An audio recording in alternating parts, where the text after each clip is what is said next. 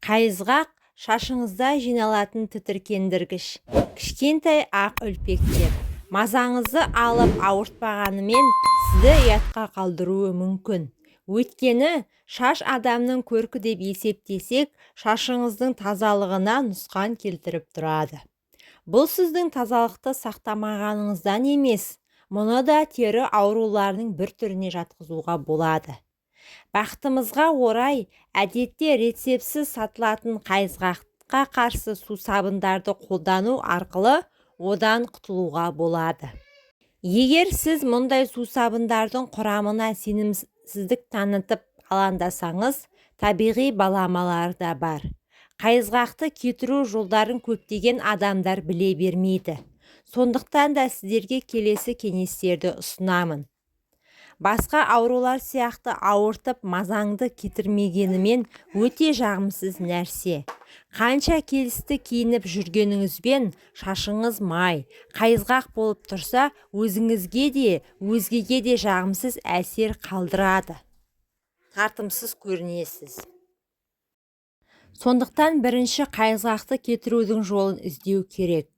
Мысалы, шашыңызды сұйытылған шай ағашы майымен жууға, немесе алоэ вера гелімен бас терісіне массаж жасауға болады. Сонымен қатар қызылшаның суы қайызғаққа таптырмас ем. Ол үшін 3 литр банкіні алып, оған жартылай су құямыз. Осы суға қызылшаны турап, су банкінің аузына жеткенше салып бетін жауып, 5-6 күнге терезенің алдына беті көгергенше қойып қоямыз. 5-6 күннен кейін қызылшаның суын дәкемен өткізіп аламыз да, жылы суға араластырып, осы қоспамен шашыңызды сусабынмен жуып болғаннан кейін шаюға қолданамыз. 1 ас қасық түймешетенді 2 стакан қайнаған суға араластырып 2 сағат қойып қоямыз. Осы қоспамен шашты кем дегенде сабынсыз 1 ай жуу керек. 4 лимонның қабығын 1 литр суға салып, 15 минут қайнатып, аптасына 1 рет осы қоспамен басыңызды шайып тұрсаңыз, қайызғақ кетеді. Егер бас терісі құрғақ, әрі қайызғақ болса, басты жумас бұрын зәйтүн немесе кастор майы арқылы жақсылап массаж жасау керек. Және бұл майдың қайсысы болса да 1 ас қасығын алып, лимон шырынына араластырып, оған саусақтың ұшын батыру арқылы бас терісіне массаж жасаймыз. Содан кейін жақсылап жуып тастау қажет.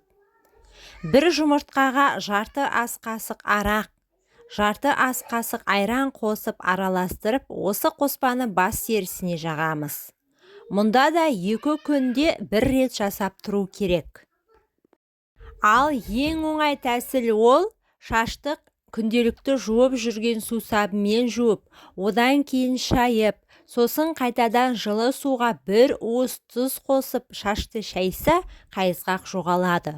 Бұл айтылған емдік рецепттердің барлығы бастағы қайызғақты кетіреді. Шашқа рен беріп нәрлендіре түседі. Назарларыңызға рахмет, пайдаларыңызға жарасын.